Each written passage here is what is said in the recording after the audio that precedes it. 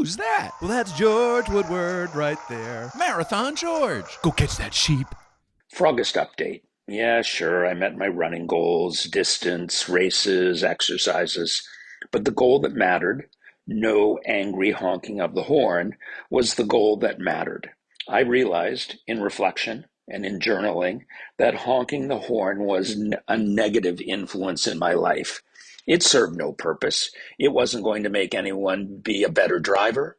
It wasn't going to make idiots stop being idiots. It just made me crazy. So the no honking of the horn continues past Froghurst. Sure, I've slipped once in a while, but I'm healthier for not honking. And no, I don't wind down my window and yell honk honk. Now, here, without further ado, are Bryan and Peter.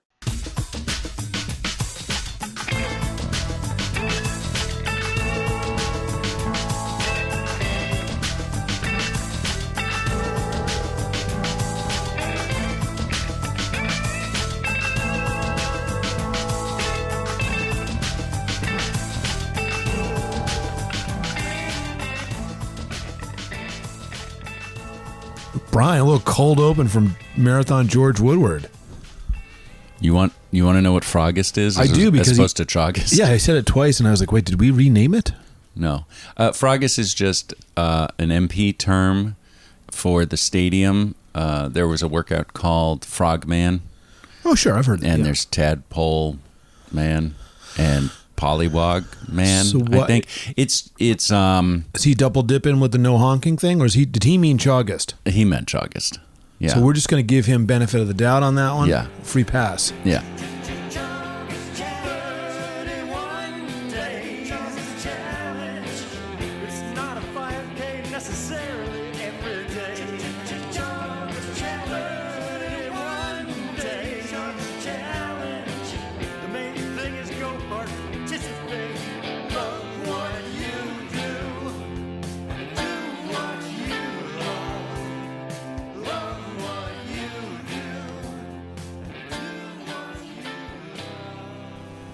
The first half of the message that nobody hears is very nice, and it's personal to me. Yeah. And to former social media guru Anna Brooks. Congratulations on your nuptials. Thank you. And thank you, George, for your kind words. They were a little too moving for public consumption. I will keep them private for me and Anna. Well, this show's all about moving I your body. I thought it was about moving the heart. Okay. Well, and the legs. Mm-hmm. Is that true? It is. The mind-body connection? It's all about human connection, Peter. Oh, that's right. Mm-hmm. And intention. You know, speaking of intentions, Bryan, we had an intention to have Internet Dan do a deep dive on what the heck happened on his Ultra, because we got some dispatches from the field and then a communication blackout. That's right. We don't know how it ended. But now we do. Now we do. Because he was good enough to share some time with us. I don't want to sit here and just come up with some stuff to say to you. Okay. When we can get some real intel on just what the heck happened with Internet Dan. Let's go.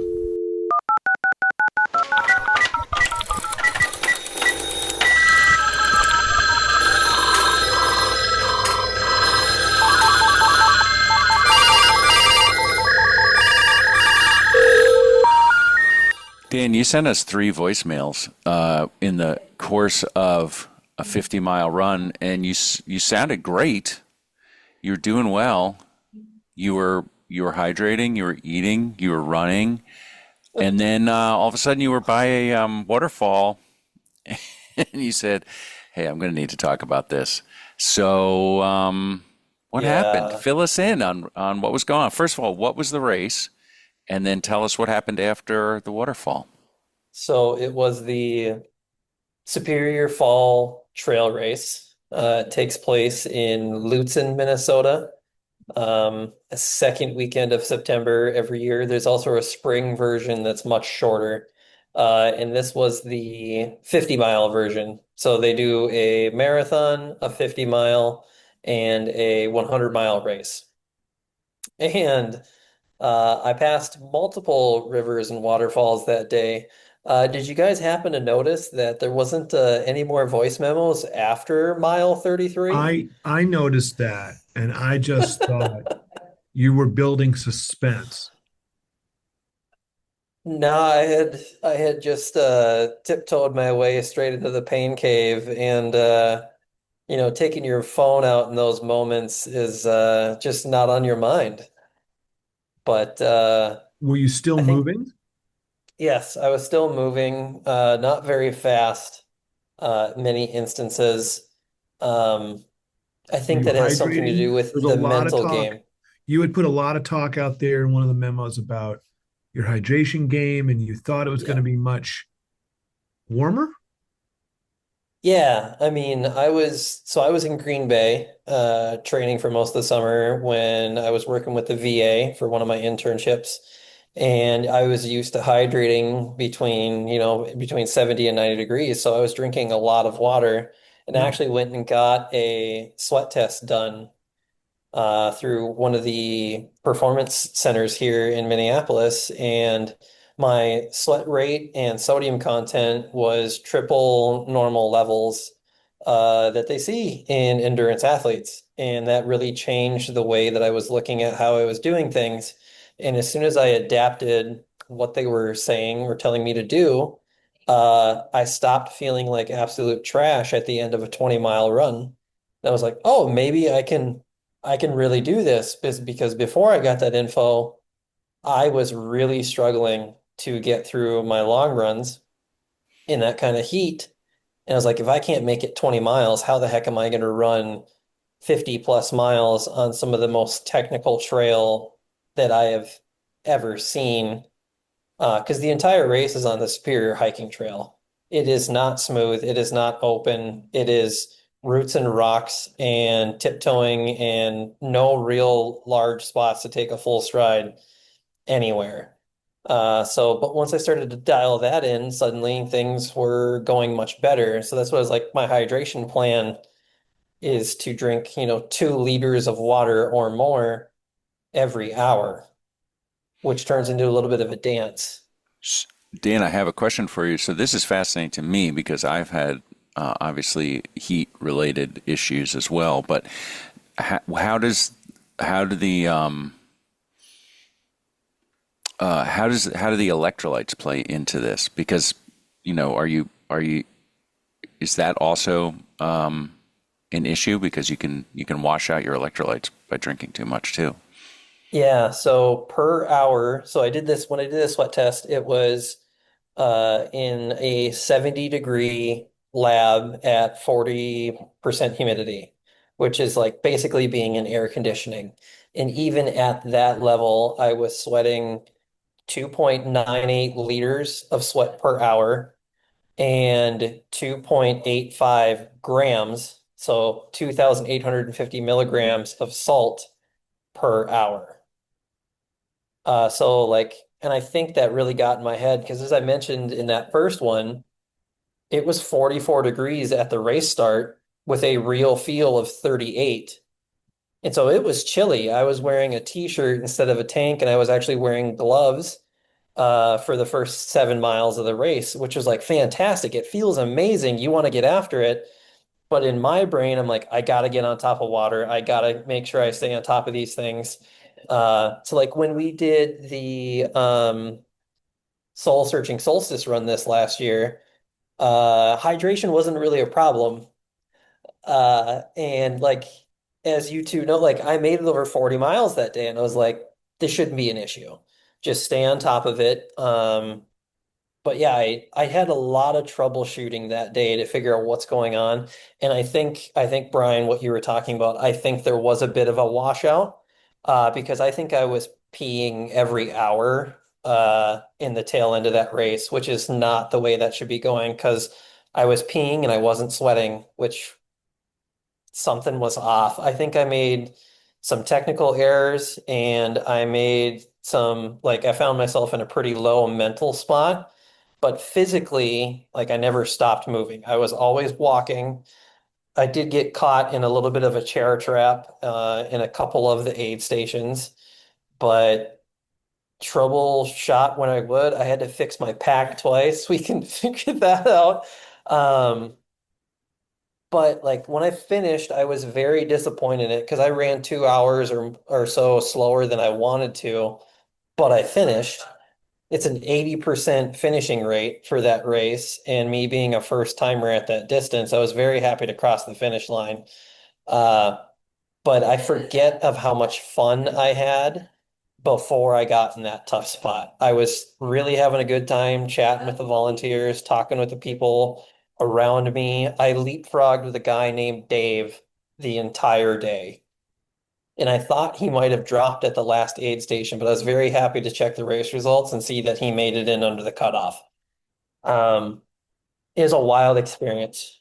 Thank you for sharing all that. And it's important to hear that you did finish. Like I think Brian and I both were like, I don't actually know because you went silent. We weren't sure, right? If there was Yeah. a spiral out or what. So now having that experience, knowing what you know, what would have been the thing you do exactly different? What same exact conditions that you just experienced, what do you do differently? Adjusted the temperature and actually drink to when I'm thirsty versus trying to like time it, force feed it in. When I was talking about a Regimented thing hydration plan, stops. It's now about desire or need. yeah, And what yeah, were you doing for and salt intake? Were you doing too much of that, not enough, or would you keep that the same? I don't know. I think I bounced up and down throughout the day. I was out on Yeah, the course for 14 hours and 47 minutes. That's a long time. that's a long time. Um, yeah, and the winner of that race set a course record, and granted, he's a professional athlete, ran it in 7 hours and 20 minutes. Fun. Yeah, Um, but that's comparable. No, but that's comparable to a marathon taking 4.5, 5 hours, and somebody wins it in 2:15. Like, yeah, I and get it. that was very humbling because I am not a elite athlete. I am not a professional. I would not consider myself sub-elite or Olympian or anything like that, but it was still very humbling to Yeah, find myself in the back of the pack. yeah, Well, But as far well, as welcome, salt Dan. goes, yeah. It's nice back there. yeah, it's a lovely place. Yeah. Everybody's friendly back here. Yeah, here's a bacon Yeah. sandwich. Enjoy your time here. Oh man, the bacon and the chicken noodle soup was a move. We can get to that in a second. But the salt, I was using Mortal Hydration. It's a brand that comes from the feed. They have regular version and salty version, and their salty version is 1,000 milligrams, and the regular version is somewhere between 500 and 600 milligrams. And every 500 milliliter bottle that I had with me, I had at least one of the regular packs in.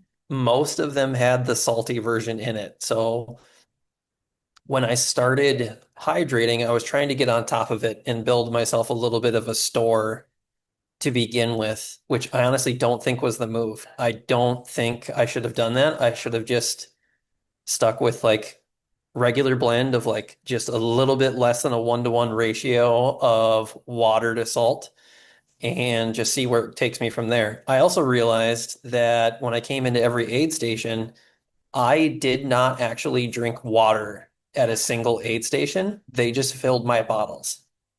Um, and then at every aid station, I got a little bit of decision paralysis because I've never experienced a trail race where 3 or 4 people come up to you immediately and ask you what you need. It was the aid station volunteers are Wow, absolutely phenomenal. The that's spread amazing. of food was amazing. Yeah, you come into an aid station, you have someone that has a drop bag because you had a drop bag or the opportunity to put drop bags at every aid station, and there were 7 of them. So you could plan out what you needed throughout the day, and then they would bring you your drop bag labeled off of your bib. Someone would fill your water. Someone would bring you snacks. Do you need a chair? Do you need help with this? Is everything going okay? And I froze multiple times because I'm like, I don't know what to tell you 4 people right now. Like I've been on my feet for 12 hours and you want to know what I need. And it's just like, let's take a beat. Um, yeah, it was a wild experience. So I was just going to say it's easy for Peter and I to say from our location distance from this race to say, well, it's all just data for the next one. But you're the one who did all the training and took a sweat test and were really prepared, more prepared than you probably have been for many other athletic events and races, specifically for this one. And then the day of the race, things were different than you expected. So over time, you'll say, yes, if I ever do this again, I'll have more knowledge. But how are you doing sort of like emotionally processing that? Better. When I finished, very thankful for my girlfriend waiting at the finish line for me. She actually started calling me in the last couple hours of the race because things were getting really sketchy. And when I finished, the first quote out of my mouth is, "Why do I feel like a failure?" I had just ran a smidge less than 52 miles. I finished at 51.97 miles. My lifetime record before that was 42 miles. It's like the entire last end of the course was Wow. all new for me. Congratulations. Thank you. Appreciate that. Tremendous. Uh, so why do I feel like a failure? And it took me a few days to realize, and then actually listening to the voice memos that I had recorded for you two and looking through the photos that I took, like the most beautiful sunrise you've ever seen running through the woods, and fall is just starting on the North Shore of Minnesota. So like you're seeing the very beginning of color change, and people are just excited to be out there running through the dark at 5:15 in the morning with a bunch of people telling me that there's mud coming, and we're just chit-chatting with who we're doing. Like, that's amazing. And I ended up in just this negative headspace that seemed to wash out all the positive things that happened that day. A strap on my pack broke 7 miles in. And I asked a stranger if they had a knife, and he pulled one out, which is just funny. And I swapped a strap over and I fixed it. I could have like let that wear on me for a while. 4 miles later, the other side broke on a pack that I've been training with for the past 4 months. What a day for that to happen. And I had to find another knife and figure that out again. I used a ballpoint pen on that one. A little bit of a MacGyver situation. Like, people helped me all day. It was an absolutely gorgeous day. And yet I got in a bad place after being 34 miles in. And that seemed to be the only thing that was radiating through my head. And now when I look back at that, I was like, I finished. I had a really good day. Things didn't go my way. I lost 45 minutes fixing a racing pack. I lost over half an hour sitting at an aid station, changing clothes and chit-chatting with the local running store that I raced through, who was manning an aid station, which was great because at 33 miles, I really needed a friend. So looking at that, like, yeah, there were some bad spots, but I had a pretty good day. I never fell. I didn't roll an ankle. Yep. In the last, so at 7 o'clock, the sun started to set. The wind picked up, and a thunderstorm rolled in, and the temperature dropped. And suddenly, I'm standing there in a tank, spandex shorts, and a racing vest. I don't have a hat. I don't have gloves. I don't have a jacket. And I started to get cold. And that's when I texted my girlfriend. I was like, I'm getting kind of scared here. And something broke in my brain where it was like, well, we're doing this or we're not. And I was past the last aid station and I just started running. I felt like I was moving fast. I look at those splits and they're 15-minute miles, but I'm like, we're cooking. Yeah.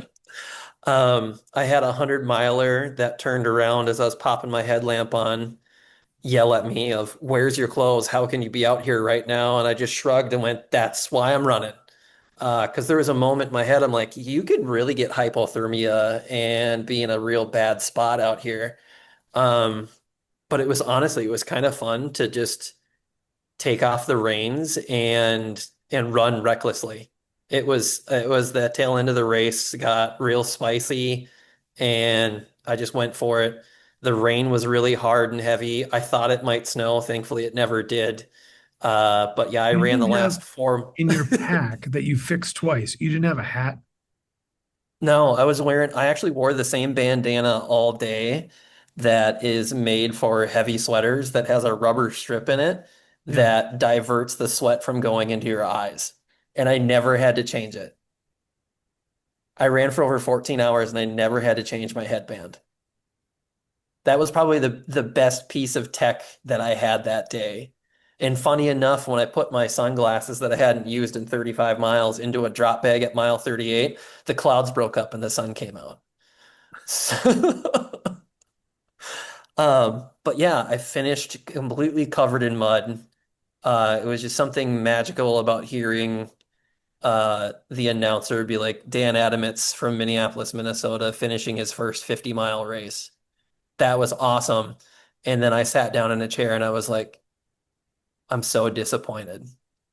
And that was just that roller coaster of emotions. So, Well, that's because you brought all your expectations with you all the way through that friggin' race, and you should have left them back there. yep. And that's 100% where I've looked at races that I have spontaneously jumped into and then like flirted with a PR the whole time. Yeah. It's like I didn't have a time goal in mind. And for this one, I was like, I want to do this, I want to do that. And it needed to go back down to like other objective, like piece of goals. Like one thing I thought of right when the race is about to start, as we're all sitting on this what I like to call a yellow tube of doom, also known as a school bus. I was like, I'm gonna see how many dogs I can pet today. And that was pretty great. That's And a good like one. coming into an aid station, getting handed a piece of bacon and then like petting a very excited golden retriever, like that'll keep you going. That's nice. Yeah. I can't believe how well supported that race was. Oh, there was 400 volunteers for that race. Whoa. Yeah. Sounds like a pretty good race. Yeah. It's advertised as the hardest 100-mile race in all of the Midwest, Hmm. maybe competing with others in the nation. All right. So when are you looking to try another 50 miler, or do you need a break? Honestly, I think I'm gonna wait a couple of years. Yeah. So this race is a lottery, and I wanna apply for the Moose Mountain Marathon. So same everything, but it's half the distance. So it's just the second half of the course where I was not feeling mentally or physically my best. I kind of want to go back, do that part of the course and just enjoy it and perform my best, and then think maybe the year after that to jump back in again.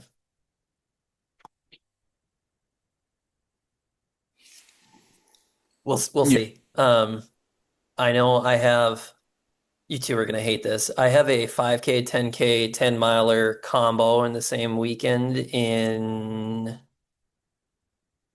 19 days. Yeah. I don't hate that. That's great. I'm not doing it. Yeah, we don't have to do it. Nothing like giving your body a rest, Dan. I mean, Yeah, come on. way to honor yourself. I haven't ran in 9 days, and I'm going out for my first team workout tonight. Get some good sleep afterwards. Mhm. I'm totally with you. I've never run 50 miles, but I can say I've had like the two polar opposite events happen so many times, which is, you get in that dark place and exactly right. You have a major accomplishment and you say, why do I feel like a failure? And I think Peter's right. It's because you had expectations and something in a 14-hour day didn't go exactly as you thought it might. But actually the day went better than you thought. But it takes time for you to realize that. And then you've never done it before, so what do you expect? That's what we do these things. And then on the other hand, I've had times when I've been doing just as poorly, but have been enjoying, for whatever reason, enjoying myself and just being like supportive and helping other folks and having conversations. And I don't know what the difference is there. I don't know what the difference is there. I certainly like those days better though. No matter what the timing is, having fun is more important than anything, I think. And I would agree with you. And that's what gravitates me towards trail running over road running. Oh yeah, for sure. Yeah. In the middle of a road race, you're not going to get handed a quesadilla and a cup of chicken noodle soup and a flat cup of Coke and be like, hey, you're looking great. Get after it. Yeah, not unless you're finished or you're in the medical tent. Yeah. Thankfully, I stayed out of the medical tent. I currently still have all of my toenails. They don't look amazing, but they're still all attached. So, and then That's a I huge ice win. bathed in Lake Superior the next morning. Very nice. That's what Yeah. it's known for. It's being cold and frigid. Yeah. Yeah. Dan, thank you for filling us all in, and Yeah. I do want to say congratulations because it's a major accomplishment, and I know it didn't go the way you thought it would go, but it went pretty darn well. And now you have more things to try for next time. Yeah. Now you know. Yeah. I know that I'm 100% not interested in the 100-mile race. This is a very good thing to know about yourself. Note the date. We'll just hold on to this one in the vault. Mm-hmm. Mm-hmm. Okay. Yeah. We'll talk. Yeah. Hmm. Yeah, I've been listening to quite a few episodes of How Was Your Run Today? Yeah. And in the 119 episodes I got through in the month of Chaugust, Yeah. a number of times I heard Mr. Peter Villa being like, I don't want to do that. And then that slowly turned into, Yeah. I could do a 50 miler. And now I'm guiding people through these races. And yeah, I don't think I see a 50 miler in my future. You certainly got a 50K in though. Got a 50K. sure In. did. I'm good about that. Yeah. Ah, The never say never. We'll the see. evolution of the Clyde Army countdown is a beautiful rendition. Clyde Army. I'm glad someone's listening to the old shows. That's good. Interesting things that I experienced that if you're not an ultra runner or even a trail runner, I think you would think is absolutely bonkers. Uh, Consuming 18 Uncrustable sandwiches in the same day. Did that. Taking taking a packet of Element or Mortal Hydration, a gram of salt, ripping the top of it off and just dumping it directly into your mouth. Oof. Oh, wow. Did that. I actually did that, chased it with like 2 ounces of water, and suddenly I felt great for like 2 miles. Been there. That shouldn't be a thing. Stirring chicken noodle soup with a strip of bacon. Okay, yeah. So say more about that.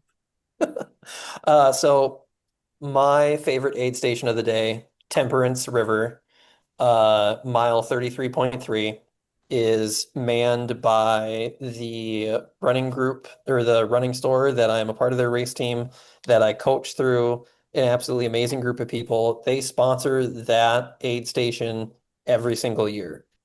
They get there at like, I don't know, like 10 p.m. Friday night. The 100-mile race starts at 8 a.m. on Friday. So by the time they get to that, they're 83 miles in. So they don't have to set up right away, but they get there at like 10 p.m. Yeah. and they stay for 24 hours. Damn. And the entire time they are cooking bacon, eggs, chicken noodle soup, quesadillas, everything. It's this massive like village of people.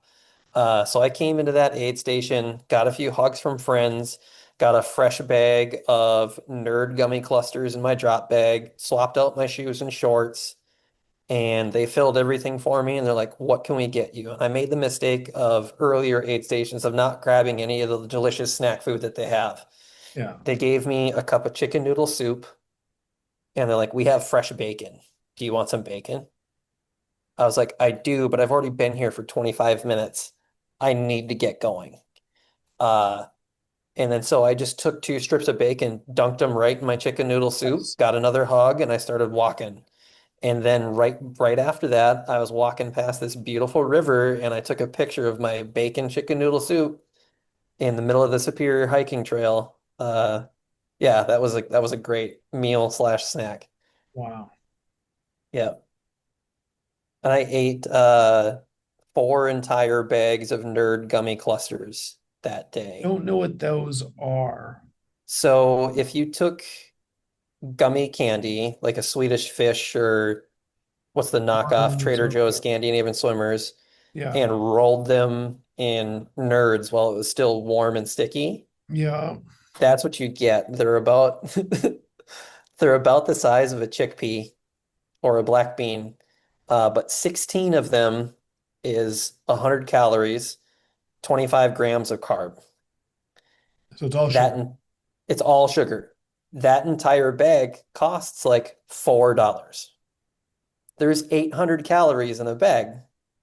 So for $4, I have 8 gels that don't make me gag, taste great, and Oh, come in that's a good. resealable pouch. That's good. So that has become like the go-to secret weapon in ultra You have running to remember to and take fueling. 16. I just dumped them out so that it was like a full handful and tossed them in my mouth. Mm-hmm. Yeah. Yeah, I've Yeah. switched over to the what is it, Welch's fruit snacks, Mm-hmm. because they taste good, they cost nothing, and they do all the stuff that the expensive ones do. Yeah. I can't do Nerds. No, thanks, Dan. This has been great. Thank you. Wow. Um, Wow. and again, congratulations. I think you're going to continue to look back on this as a positive experience Yeah. more and more Absolutely. as time goes by. Can I take a moment to strap on the feed bag? Hold on. Go ahead. Strap on your feed bag. Come and get it. So I was so nauseous when I finished that I really didn't get to enjoy the post-race meal. I did have some absolutely breathtaking chili and cornbread, but the next day I went to a Minnesota staple on the North Shore called Betty's Pies. It's a small diner that you can see Lake Superior from, and they make a lot of pie, but it's an amazing diner. I had a 4-piece fried chicken dinner with mashed potatoes and gravy and a biscuit that just melted in my mouth. But they do something special with their pies. You can always get a slice of pie anywhere, Yeah. but they make a milkshake with your choice of pie in the milkshake. Okay. And it is like drinking pie. So I had a apple caramel crumble pie polar shake is what they call them. Okay, Dan, what I need you to do is drop a pin and send it to me, and I will just get in my car right now and drive there. Yeah. Pick me up on the way, Brian. Oh my gosh, that sounds amazing. Let's go. So Internet yeah, I Dan, think yeah, you crushed it. I appreciate that. I don't think I'm done with it, but I'm happy I finished it. I want a milkshake now. Pie in it Pie shake. and bacon soup. We'll see you guys there next year. Oh, shush. Oh, come on. Shush. Let's get through the shortest day of the year first.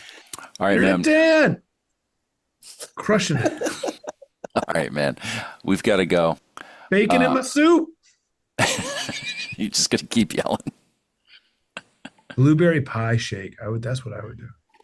Oh, no, you get the Minnesota Crunch. It's everything that they can grow in Minnesota. Apples, blueberries, huckleberries, raspberries, and there's another one in there, and they put that in a pie, and then they throw that in a shake. Yep. Give it to me. With bacon on top. Dan, we'll see you on the internet. That sounds fantastic. Miss you both. Bye. Miss you too. Great job.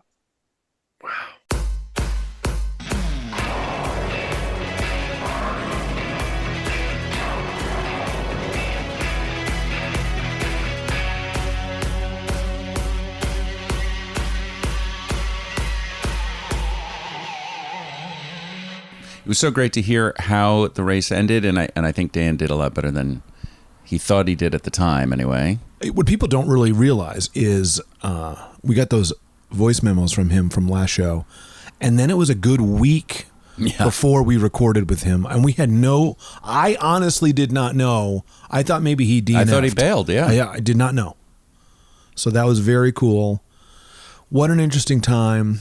He's a very powerful athlete. Very excited to see what he does next.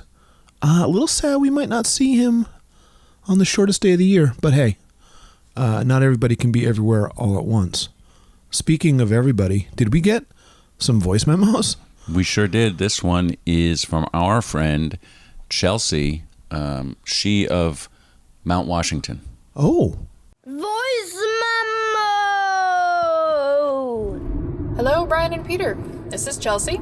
Now from Lancaster, New Hampshire, Patrick and I have finally uprooted ourselves out of our apartment and bought a house. So it's been really exciting. A lot of things to do, not a lot of running, but a lot of painting. Still a lot of hard work, getting the exercise in. We've also been enjoying some lovely SeptemBEERs. Love the name of the episode. It's awesome. I'm halfway through it and thought I'd weigh in. Peter, welcome to the world of Untapped. It's kind of awesome, isn't it? You can create some fun check-in photos, remember beers you otherwise probably wouldn't remember.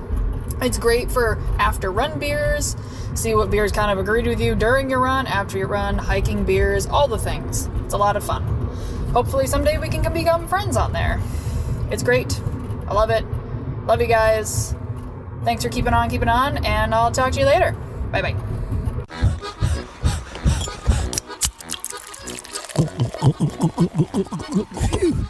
Okay. Didn't it sound a little bit at the beginning, especially like maybe, just maybe, she lives on a spaceship? Didn't it just sound like there was the engine hum of an interstellar vehicle? Well, Chelsea has spent many days and nights on the top of Mount Washington, close to the aliens, as close to the aliens as you can get in as New you England. Can get. Yeah. What the?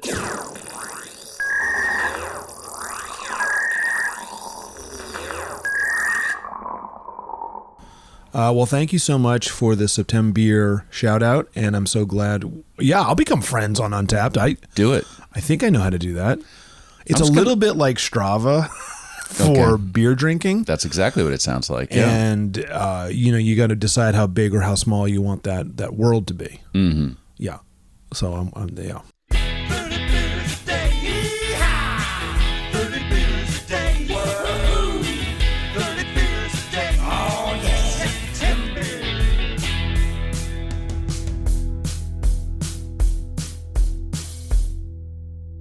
Should I ask you how it's going? You can. How's it going? Okay. I mean, here we are, tail end of SeptemBEER. I got to get honest with you. Midway through, you were like, I don't think I need to have a beer every day anymore. Here's what I know about myself. I don't think I'm addicted to beer. Okay. Because around about the 17th of September, I needed to chill out. I actually deliberately took a couple days off. I was feeling the bloat. Mm-hmm. I was feeling other people were noticing an odoriferousness coming out of me in the nighttime. Oh. Yeah. Well, because it happens. Okay. That had not been happening for the previous 60 days. Okay. Correlation does not equal causation, but beer makes me go toot toot. So what started off as, sorry, George, but I'm taking over the honking, if you know what I'm saying. So what started off as a little, I got to take a day off, 2 days off. Yeah. I ended up taking like a week or so off. I got very sick. I got a... you did get sick. I got like a little virus. I had fever for like a few days, which is rare for me. Yeah. And I was just out of action. You had no energy. And I was sleeping all the time, and I was drinking a ton of water and a ton of tea. I even sort of tapered off coffee. So beer was not, but beer has folded back in of late. You, by the way, speaking of SeptemBEER, provided me a gift beer. I did. By way of a special person. Do you want to say any more about that? Sure. It's Sean Quinn, husband of one Miss Emily Saul. Of ESOL Movement. Emily Saul of ESOL Movement. and I saw Sean in a social occasion, and he had 2 16-ounce beers, and he said, "Here's a science experiment. Yeah. I'm giving you 2 beers in this, unmarked bag. I couldn't see what they are." Yes. And he said, "I'll be interested to know which one you select for yourself and Yes. which one you select for Peter. Let me know." Yes. And so I took the very hoppy double, I think it was a double IPA. You did. And I gave you more of not a Pilsner, it was a lager, I believe. Maybe it was a Pilsner. But I know you were experimenting with trying many, many different kinds of beers. This is true. And it actually sounded very refreshing, I have to say, reading it. So what did you think of it? Bryan, that can of beer that you handed me that was 16 ounces of silver goodness is Bissell Brothers Wish Silver Pale Ale. Oh, pale ale, right. 100% Maine. It was ecstatically good. Oh, wonderful. It was probably one of the best beers I've had in this little adventure that I've been doing. Well, Bissell Brothers makes fantastic beers. They make a beer called The Substance, which is almost a perfect IPA. Wow. Well, and I love their logo. So, thank you, Sean, because wow.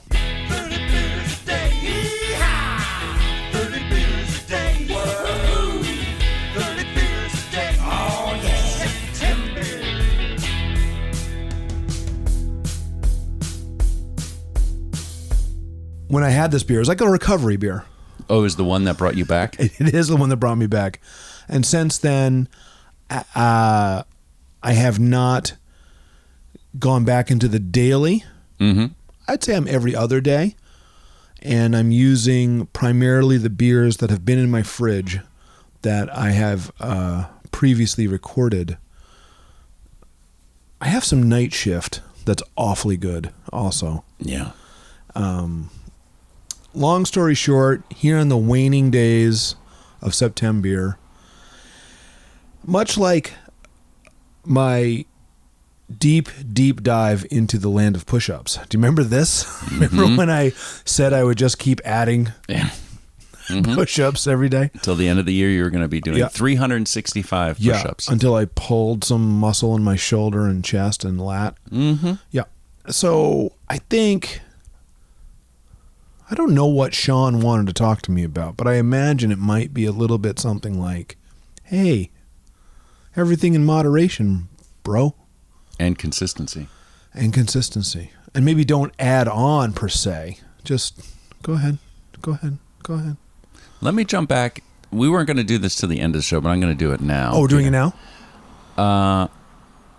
How's your running been this month? Yeah. So did you wittingly or unwittingly basically trade beer for running? Yes, and the last time we recorded, you shamed me a little bit in the way that you do. No, it's fine. It's subtle. It's under the radar. I don't even think the people listening can hear it. Mm-hmm. It's more of the things you do visually, like you hold up signs, loser, and go run, that people don't see. That's fine. Right after we recorded last, I went on a little jag at the gym. Bam, bam. Then I got sick. But I want to note that I got to the gym a couple times, felt good, need to get strong, like it. Hi, Scott from the gym. He and I talked about bees and hornets. Okay. 27-foot radius of a spray to kill a hive. That's what you need. You need the 27 feet. Radius. I think you mean distance. What did I say? Radius. I don't mean that. You mean distance. 20, you don't want to get stung, is what you're saying. 27-foot spray. Yeah. Stream. Distance. Distance. Extreme. Not radius. Move on. If I spin around. Talk maybe. about running, Peter. Come on, break. Yeah, I love it. It's great. I'm not doing it. Why not? I don't know yet. Something's up you did get sick for a week.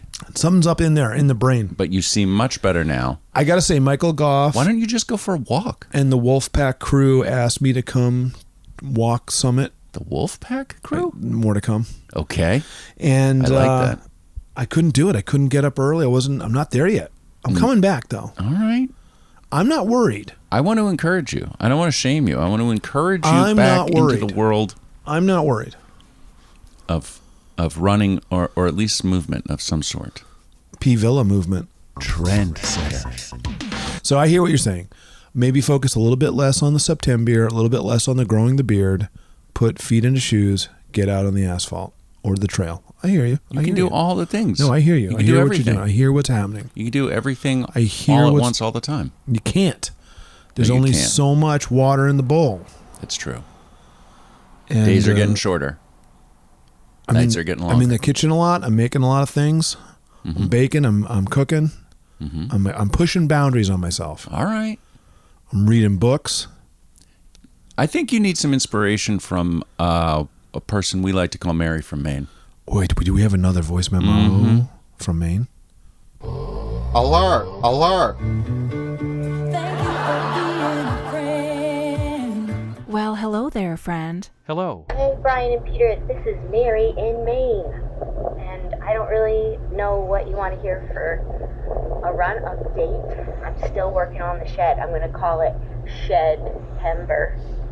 That's a good one. And I'm painting the trim black. I just got in from a really nice run.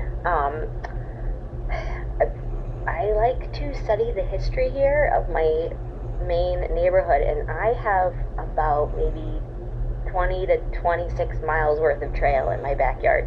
Some's public, some's private.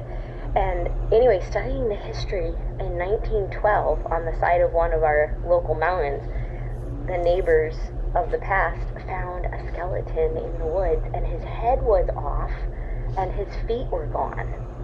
And all that was left of this skeleton was a scrap of clothing and a mustache.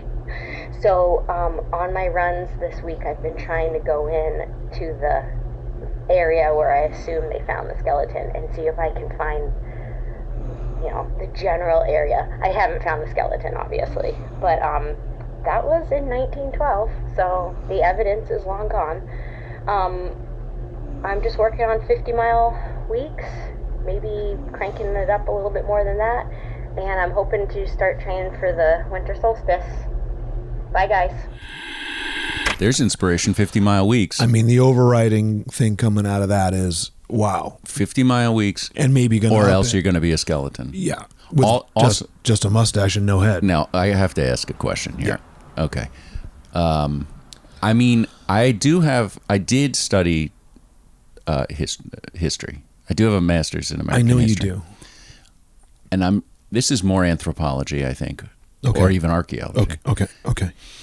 If the head is missing, where is the mustache? Well, now she said there was a scrap of clothing as well. And just a mustache, a fake mustache? Was removed. Because a mustache is just and it was put into individual hairs. Mustache on the was lip. removed and put into the scrap of clothing. So the lip was there also. There's a lip and a mustache on a skeleton. Clothing. So there was still skin holding the like mustache in the breast together. pocket, maybe, like just to put on later.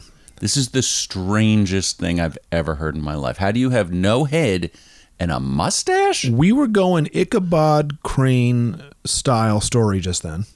Yeah, but if and he then has I jumped a head to for like, a pumpkin, you could slap a fake mustache on and that's there. maybe what it's for.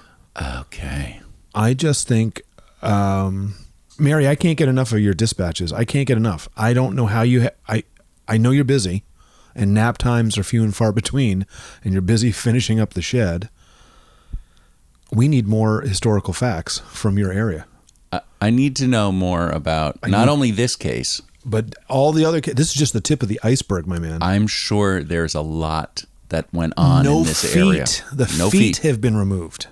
That's disturbing. Yeah. Head, you know. Mary, when you go out there, you should try to find the feet. Yeah, go find the feet. Yeah. Get some deets on the feets. Bryan, you've done everything humanly possible this entire episode to avoid the question, how was your run today? My run today was fine. I did hills over at Rogue Hills in Somerville, and they're still hard. I will say this, I have added a day of running to my schedule. Well, you've been very diligent about the gym. I mean, what? At least once a week. Wow. Trying to go twice a week. My schedule has been weird. That's awesome. But no, I feel good about the gym. I feel good about my Monday morning miles. Tuesday Ultimate, which is about to end because the sun is going away. We're not going to be able to play anymore. So that'll be some running. But Thursdays have been off because I've been so exhausted. And I just said, you know what?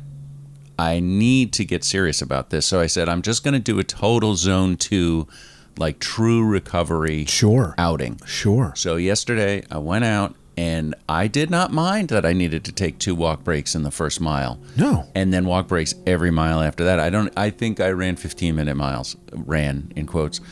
But you know what?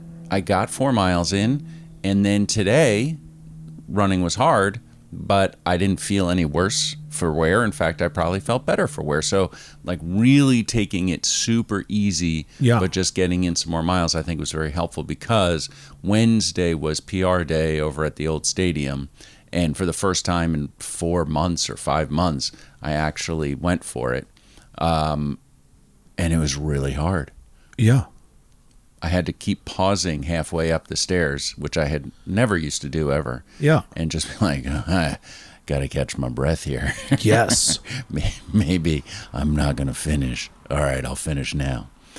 So I don't know what I'm doing. I'm trying to get back into shape. You're in it. You're in that zone, baby. I guess. I think the very slow recovery day miles are going to be a help. And I just have to keep up the stretching. That's a big one for me. Where is Brewmaster Will in this? Monday mornings. You guys are still committed to that. Get that 4 in. We haven't come across any skeletons or other mysteries yet. Nothing yet. No, we almost get run over by a school bus. The school bus comes around the corner, same time every Monday morning, somehow not looking out for us or kids. Same driver. Oh yeah, looking to get some. I guess. Yep. Earn some points there. Yep. Bing bing. 2 middle-aged guys running down the road like idiots. You sound like you have it in hand. Nope. You sound like you're a little funky, like a little slump mentally. Well, I think I'm on the foothills of progress, and I see the mountains, and I'm like, those are intimidating. Yeah, but you can't handle the mountains until you get across the foothills. Well, that's what I'm doing. Yeah, you just got to keep on stepping. Yeah. You need to start stepping. Yeah, you got to walk toward the foothills. It'd be nice. Get out of the car. It'd be cool if I could get off the couch to put the shoes on. Well, that's to go the first get step. my cap and go down the stairs. Yeah. Oops, I forgot my keys. I got to go back upstairs. Oh my gosh, where's my wallet? I think I'll sit down while I think about it. Oops, tacos. You don't need a wallet to run. Well, I got to bring it in the car. It's got my driver's license. Stop it. Well, I'm just saying. There's just practical things I have to do. You know, there's a quote I love from David Goggins, which is, just put on a pair of sneakers, start walking, Vision Quest. It's so true, though. It's true. It's not wrong. You don't got to look up the best equipment, the best sneakers, the best blah, blah, blah. You don't have to know how to hydrate. You don't have to know how to fuel. Just put on your sneakers, start walking, Vision Quest. Who's going to carry the boats and the logs? Who's going to carry the boats? It's so true. It's true. I'm not going to go run an ultra right now. Just talking about taking a walk. I'm talking about practice. Running with scissors. Bing bong. Beep boop bop boop beep boop Beep bop. bop beep bop boop bop bop. Hey, before we roll credits that we don't do anymore, shout out to friend of the show and former guest multiple times, the View from My Run artist and runner, Lori Richmond, for running Berlin Marathon last weekend. Lori, it'd be great to come on the show and tell us all about it. Should you want to, we'd love to hear from you. Give us a view from your run. In Berlin.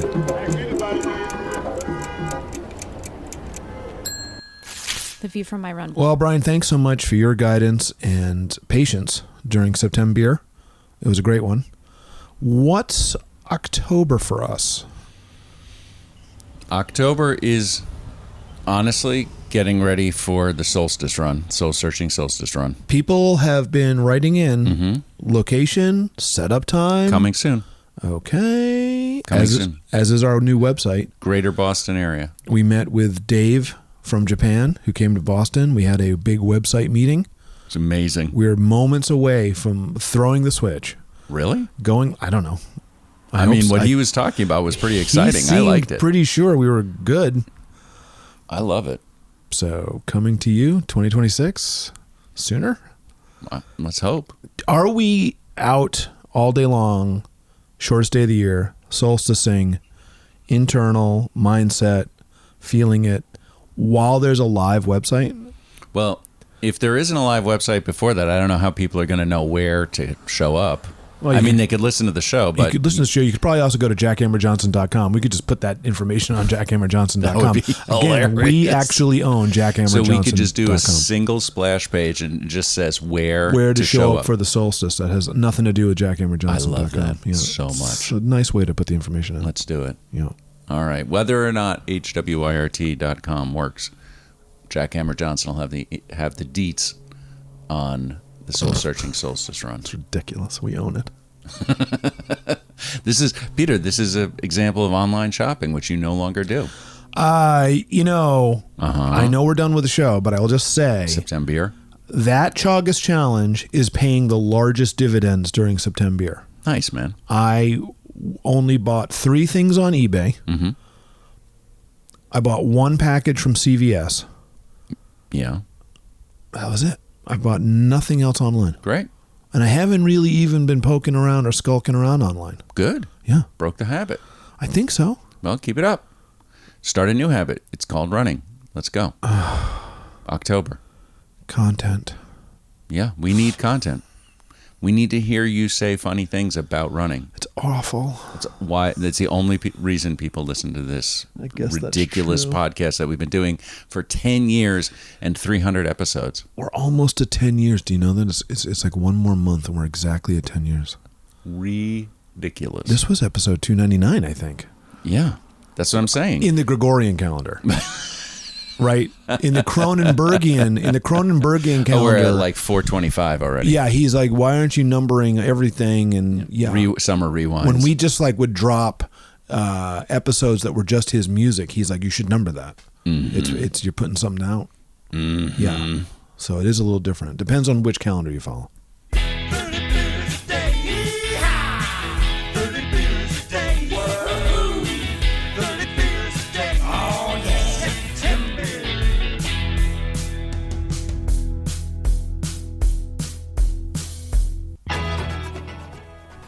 You are a shell of your former self. You're just empty. What are you talking about? Look, I'm running the whole show here. Your posture is not. You're this right now.